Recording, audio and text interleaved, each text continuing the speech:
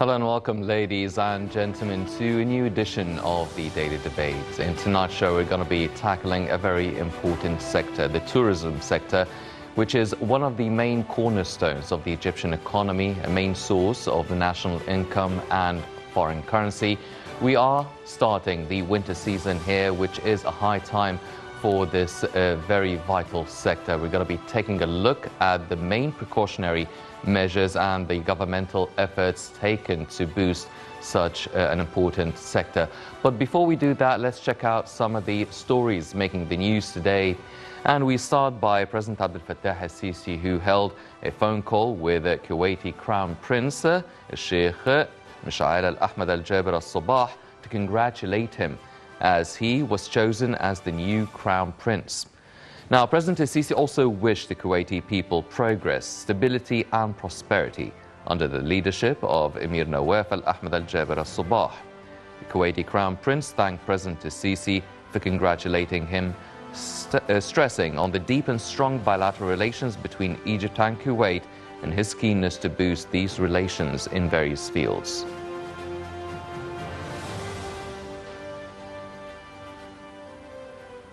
President al-Sisi also today directed the acceleration of the implementation of development projects in Sinai and East Owainet and Tushki areas.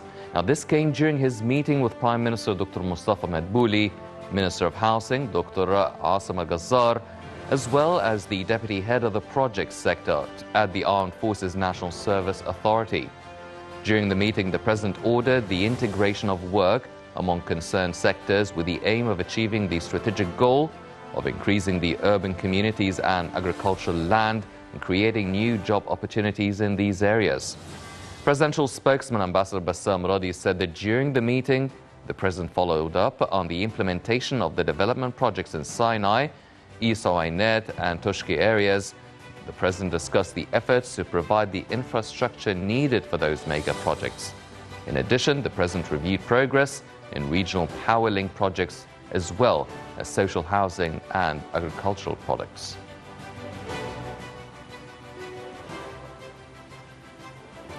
President Abdel Fattah al-Sisi expressed his willingness to continue coordination with Jordan on all levels, either bilaterally or on a tripartite level, including Iraq.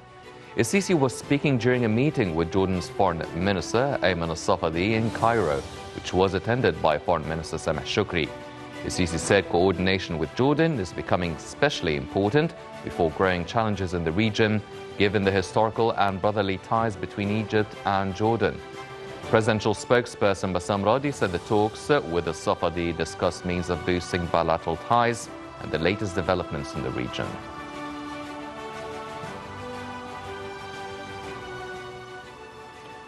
And also, Foreign Minister Sameh Shukri and the foreign ministers of Iraq and Jordan held talks in Cairo on Tuesday within a three-way mechanism for coordination. At a press conference following the talks, Shukri said they discussed developing trilateral cooperation in various fields, adding that there is full agreement over the importance of stability for the three countries and the Arab region. He said the Palestinian cause also topped the agenda for the talks, and they all back efforts for a political settlement. Shukri said he briefed the foreign ministers of Jordan and Iraq on the latest developments over the Renaissance Dam and that there was agreement to continue negotiations to protect the Egyptian water rights. For his part, Jordan's foreign minister said he conveyed a message to the foreign minister and the president over bilateral cooperation from the Jordanian monarch during the meeting. These were the main stories making the news today. But now let's focus on the topic in hand. Egypt is welcoming the winter season, a very vital and lively time of the year for the tourism sector. Let's check out this report regarding the government taking all the precautionary measures and helping boost this sector, and we'll be right back.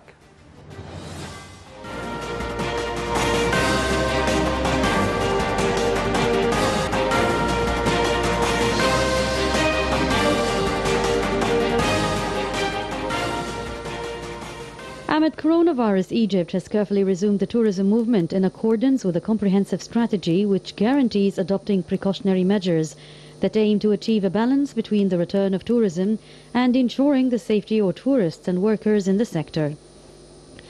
Minister of Tourism and Antiquities Khalid Al-Anani has briefed President Al-Sisi on efforts aimed to resume tourism and the stimulus packages provided to support the tourism sector. His Excellency called for consolidating the manpower in the tourism sector in light of the support offered by the government to the sector to deal with the repercussions of the pandemic, as well as the government incentive programs developed in this regard. The President also gave directives for further making efforts to upgrade the archaeological sites nationwide. Al-Anani showcased his ministry's efforts to resume tourism, including the rates of trips and foreign tourists during the past period in South Sinai and in the Red Sea. He presented a number of tourist facilities that obtained a license as per the government's instructions in this regard and the most prominent markets exporting tourism to Egypt.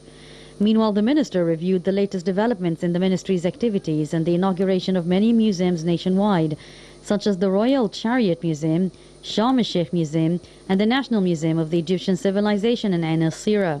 He also showcased the ongoing preparations for the Royal Mummies Parade that is scheduled to be held soon, the implementation status of the Grand Egyptian Museum, and the Kabash Road development projects, more of which have recently joined. Dr. Al-Anani added that no cases of coronavirus have been recorded among foreign tourists during the past 3 months in the tourist governorates across Egypt.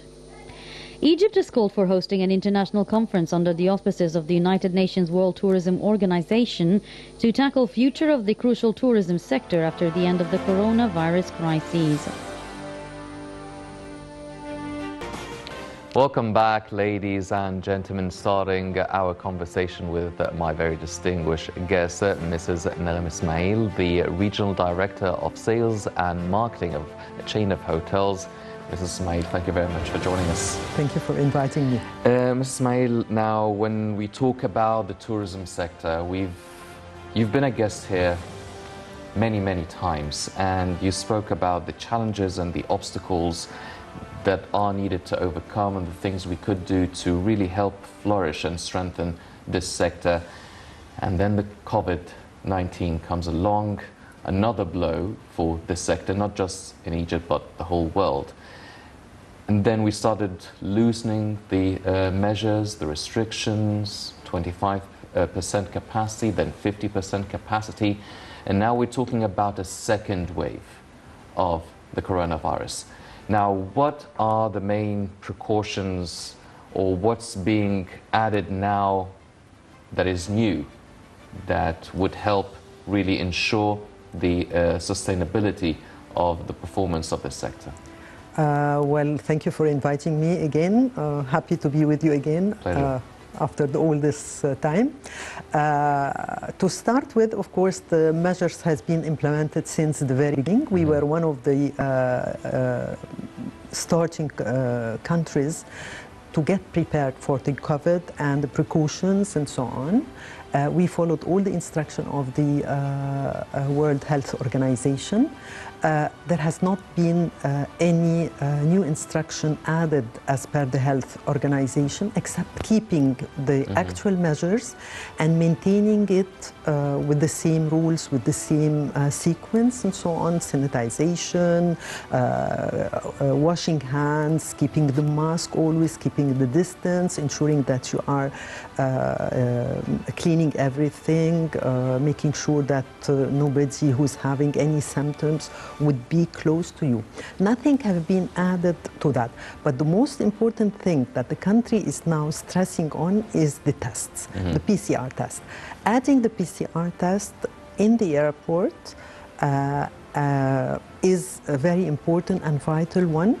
Of course, it's better to have it pre-done 72 hours to make sure that nobody is entering the country with a positive symptoms. Of course, having this test done prior coming would ensure that you are having the safety for the country. The fact now is that the countries who are preventing traveling are mainly preventing the countries who are having a real pandemic numbers. And Egypt has been trying to control these numbers, to control coming into the country, to control all the traveling to Egypt, and to ensure that anybody is coming is having negative, not a positive PCR. With that in mind, then we are ensuring the health safety, which is now the main issue for anybody traveling. Adding to that, we are having a lot of open air areas. All the open air areas are considered a plus for any country. Egypt is one of the main countries that you can travel to during winter. We are it is very few countries that you can travel to during the winter where you could enjoy a sun, sea, warm sea. Yes. We have one of the areas where you have a warm sea. Yes, you could have a good weather, but very cold water. So the resorts are enjoying good things, being warm, being open air. You can use the open air a lot during the day, not only for the resorts. Now, having the winter season, Upper Egypt is a main destination, and Upper Egypt is having a lot of temples, and all the temples are mostly in the open air, which is a great plus, because usually in museums you're having ACs, which is again, let's put it that way, it's a defect. You're still having the air ventilation and so on. Should anybody, God forbid, having any starting point for the COVID-19, then it would be a reason to infect the rest.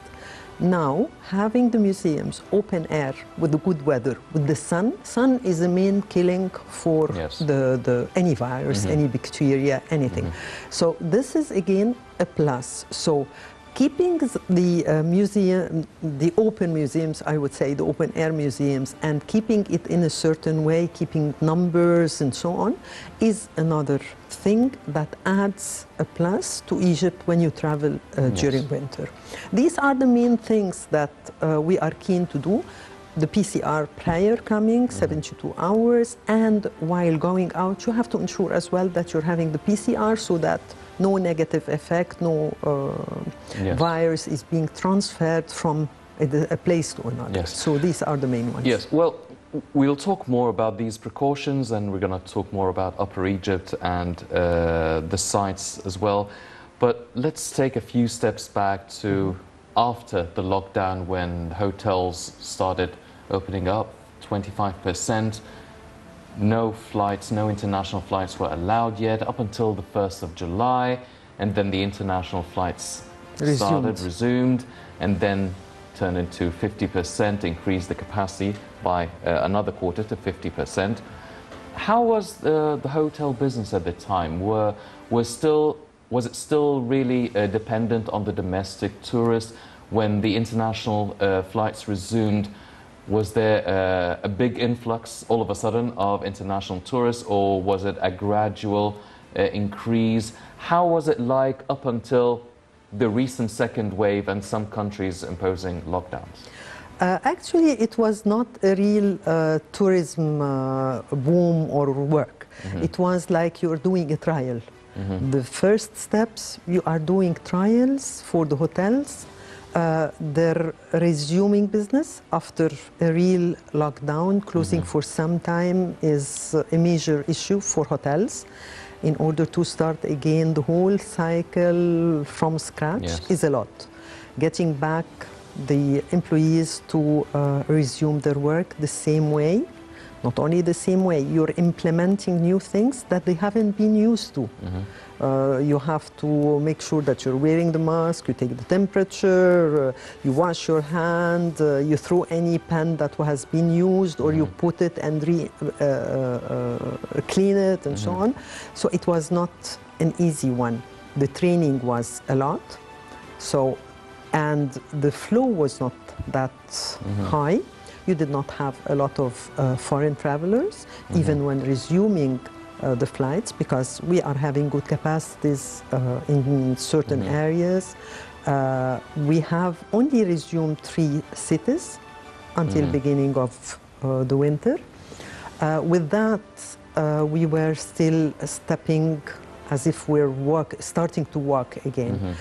But the domestic have given a good push for the tourism, because whatever flights have been resumed, whatever number that came back, was not at all equal to the capacities that has been provided by Egypt, especially in resorts, and especially in resorts in summer. These are the peak periods for summer as well.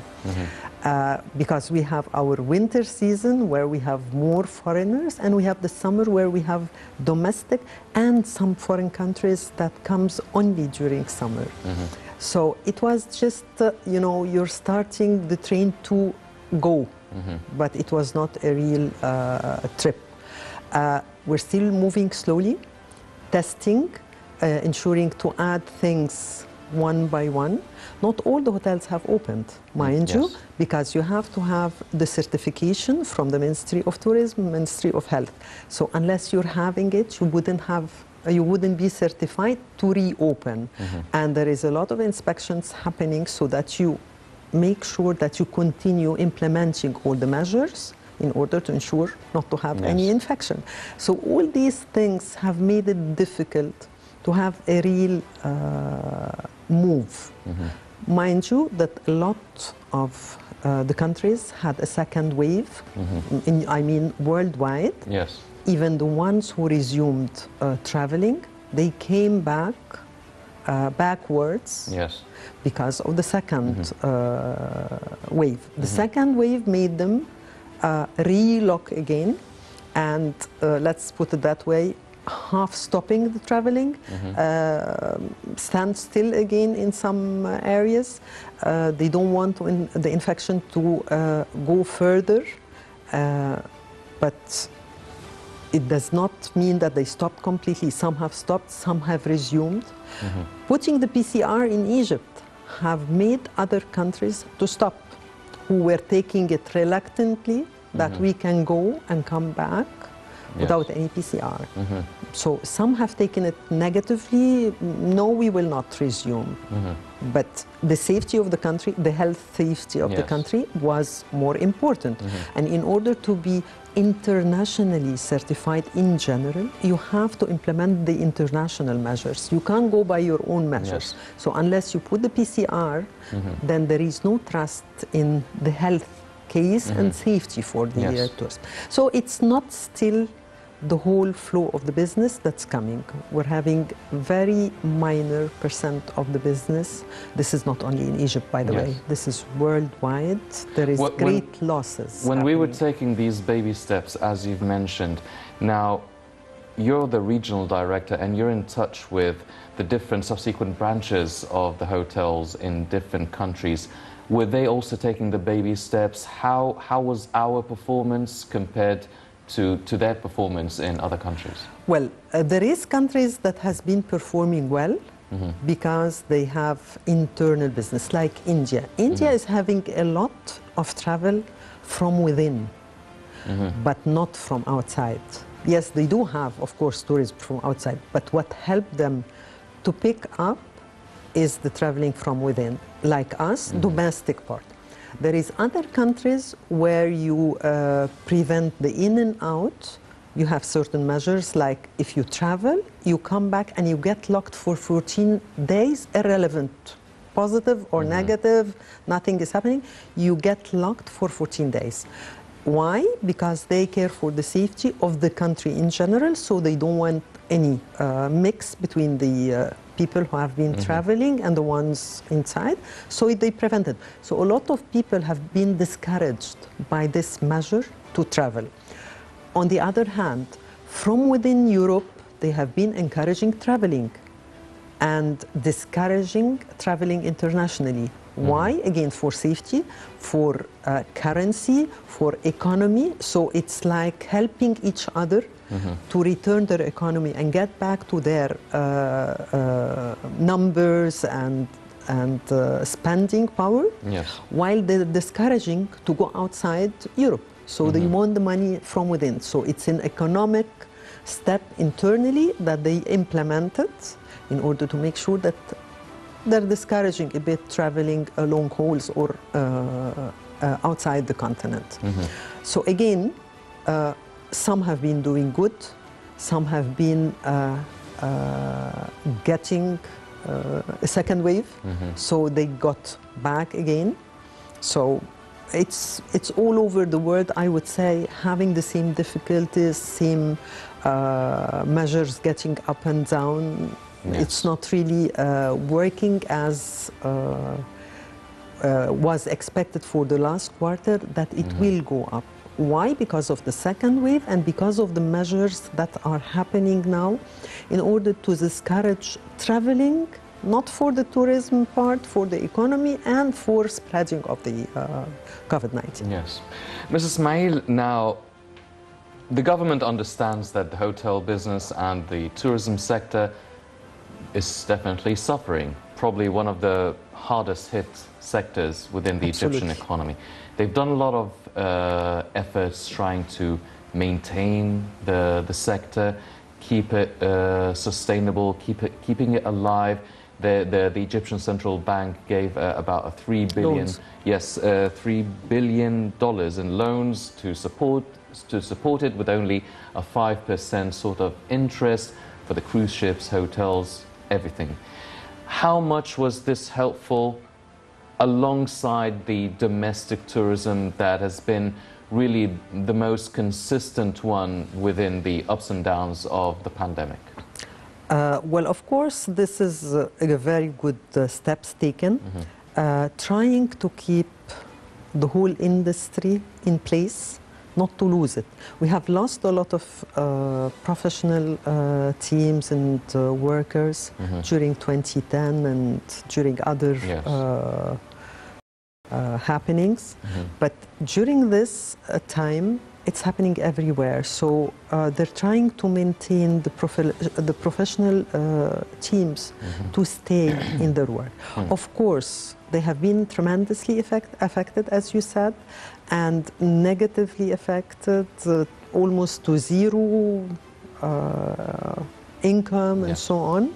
But of course, having some help, given loans, insurance, preventing people from getting rid of their workers is a plus in order or aiming that when things are getting to start again to its normal flow or getting to move, as we say, we are ready. We are not just behind trying to get people to get trained or to get hired or whatever.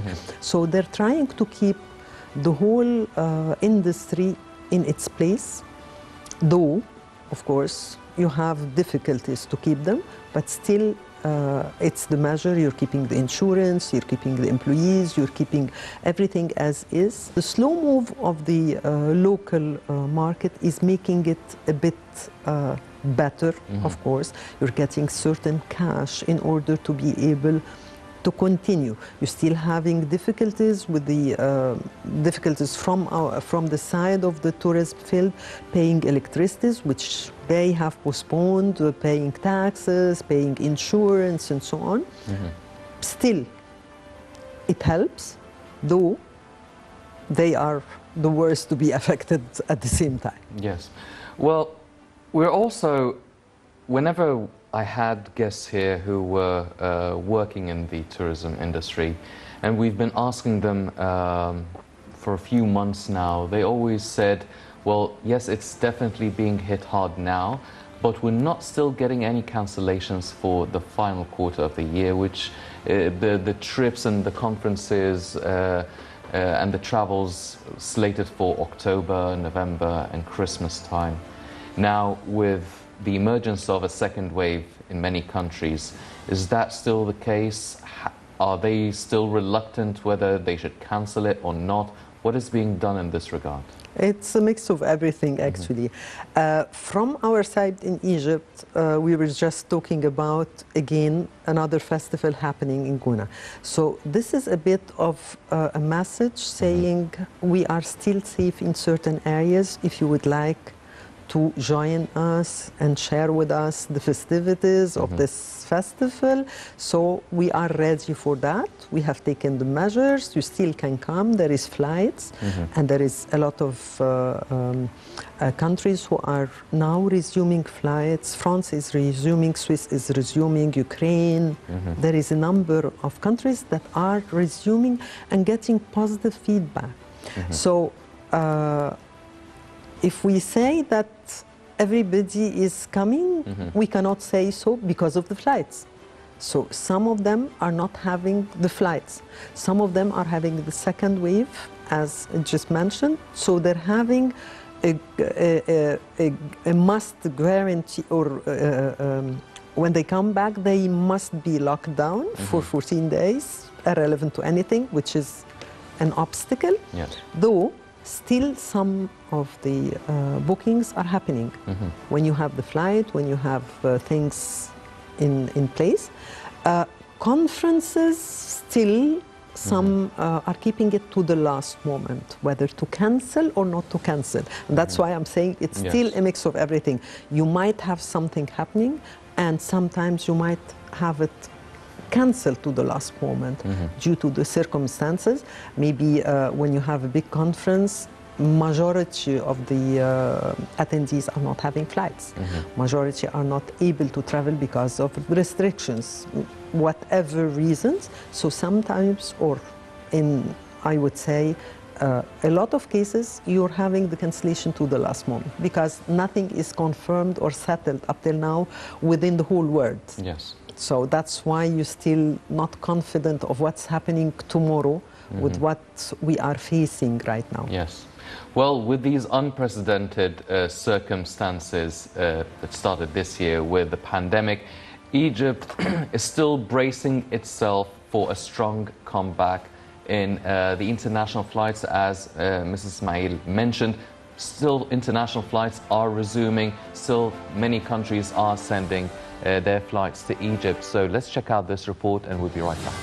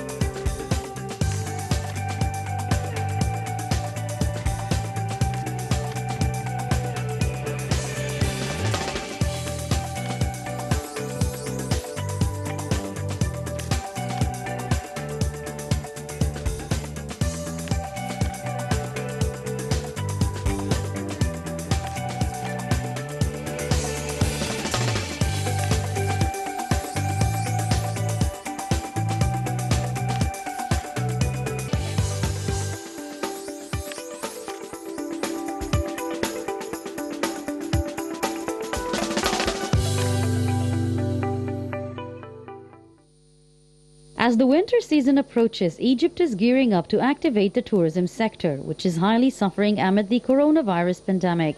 And it is seeking to vitalize the big industry, which had been on a major upswing and had recovered the bounce back in the year of 2019, thanks to the success of the structural reforms and the promotional campaigns. Visitor numbers have started to return to their 2010 peak as authorities look to adventure and cultural tourism to help fuel growth for the key source of foreign exchange. However, it was exposed to a setback after the pandemic hit the world. Since Egypt has resumed international flights, the Ministry of Tourism and Antiquities have embarked on an integrated and comprehensive plan to restructure this vital sector, looking for compromising institutional and legislative reform, upgrading infrastructure, increasing investment and updating promotion mechanisms. The ministry had earlier drafted an ambitious plan to attract 20 million tourists by the end of the year and boost the vital sector's total revenues through an international advertising campaign which focuses on the diversity of tourism, particularly the cultural, religious, health, recreational and sports tourism. In anticipation of a second wave of coronavirus, President Abdel Fattah el-Sisi has given his directives to highly support workers in the tourism sector and to improve their work conditions within the framework of the government's relentless efforts to consolidate this crucial sector. President el-Sisi has also instructed to finalize the international momentum and cultural activities to cope with the greatness of the ancient Egyptian civilizations. Nowadays, the Ministry of Tourism and Antiquities is executing a number of projects and incentive packages to boost the tourism sector, while a number of diversified museums have been launched around the country. The state is currently preparing for a big ceremony of the Royal Mummies Convoy as well as the inauguration of the new Grand Egyptian Museum on Al-Qabish Road before the COVID-19 hitting the globe. Egypt was increasingly being noted internationally as a top destination for travel for 2020.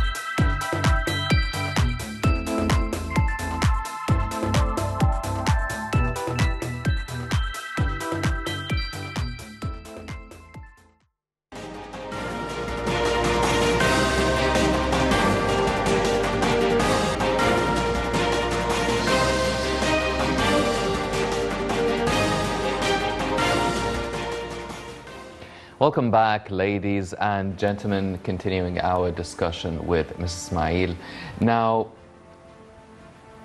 parts of these measures will be the reopening already of many of the museums, archaeological sites, all the artifacts, the monuments, talking about a limited number of groups, tours going for 25 people, disinfecting common surfaces the whole time, only resuming some of the Nile cruises starting this month. Now, do you feel that, as you've mentioned before, you really emphasize the importance of Upper Egypt as a destination, not just for the international tourists, but also for the Egyptians? Do you think all these measures will help boost the sector? If we're talking locally, yes, it will. Because within the country there is certain measures that has been stressed on. If you're going anywhere, they stress on the mask, on disinfection, wearing gloves in some areas. In some museums, you're wearing gloves even in order to make sure that you don't touch anything from the side of keeping it. And on the other hand, of course, having COVID maintains the good health insurance, but the international wouldn't resume unless you have flights. The flights is the major key or the key to Egypt, because you're not within a traveling distance by bus or by train, except for few areas. But generally, unless you're having the flights, then resuming tourism would be a bit difficult, unless you're having whoever is operating charter. Unless you're having certain capacity, you wouldn't operate the charter because you will be losing money.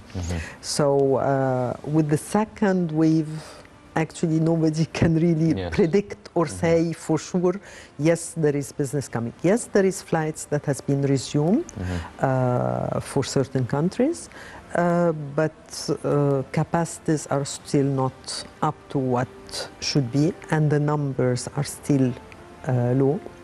This is depending on the demand as well and on the measures done by the other parties. So still nobody can predict really how is it going. For Upper Egypt, the good thing is that you're having projects happening in Egypt in general, whether infrastructure, whether general projects, that helps whoever is running a business to travel. This means that you will be using hotels or certain residents, whether you're getting flats, then this keeps again space for hotels for other people, which means that you're increasing the demand a bit even locally, which should support the sector in general. But nobody can predict what's happening tomorrow with what's happening with the numbers of the COVID-19. Well, Mrs. Ismaiel, you've mentioned the projects Egypt is embarking on. Well, Egypt is already planning for a massive ceremony, inauguration of El Kabesh Road, the Grand Egyptian Museum, over the next few months next year. Also talking about the new Alamein city, the new administrative capital. All these new cities, all these national mega projects, will they directly affect the tourism sector? I mean, when we talk about the Grand Egyptian Museum, definitely it will. But what about the other new cities, the new cities that are meant to be a new destination for the Egyptians to go and actually live in, and also that will create some sort of a touristic hub, such as Al Alamein city, for instance? How are all these national projects that you've mentioned will help the tourism industry? Well, that's a very good question, actually. If you're talking Alamein, for example, it's not only meant to be an area where you stay in, but it will affect the whole area of Alamein. You're having nuclear project happening, so future-wise, when this happens, you need residents for people. The Sahel was a very short resort, a short-time resort. It's a 2 or 3 month resort because you don't have the capacities for the markets, you don't have the goods, you don't have the schools, you don't have the universities. Now there is universities being opened, so it will encourage even people who are staying or were in Alexandria to move a bit along this area, because you're having now a real city to live in. You can enjoy things during winter where you had a total closure of this area, which means that you're extending the time of this resort, tourism-wise, next to the projects that are happening, a bit longer. You could definitely go to Sahel in May, June, July, but it doesn't happen. Why it doesn't happen? You don't have the market. You have to have area where you can enjoy with your family, kids, and so on. You don't have that now. When you have a city, then you will be provided with shopping mall, you will be provided with schools, you will be provided with entertainment. Of course, talking about the jobs is the main thing. That's why we put the city together. But as an effect, it will affect being a resident there, that you find your needs. As a resident there, you wouldn't find your needs in winter unless you get your own things and keep it with you, and you keep moving between other cities in order to get your stuff, your food, your whatever you need. Then you won't be able to find the markets or anybody selling anything for you along this way. So having this city, of course, the jobs, because you're having projects happening in this area. You're having workers working around this area, the infrastructure, the projects happening, and so on. You're having people moving from around cities, surrounding cities, to this area because it's becoming another city. It's like any expansion happening, moving into a new area is a part of it. So it prolongs the period where you can go to this area. Of course, the sea is better during summer, yes, but you can extend it rather than 2 or 3 months into 5 to 6 months. In addition to the workers, as you said, and the jobs and the projects that are happening, which will keep all the workers for the whole year, but they can move with their families, because now you have the city providing schools, universities, entertainment, restaurants, shops, and so on. yes. Other than this, then you wouldn't really having people living there.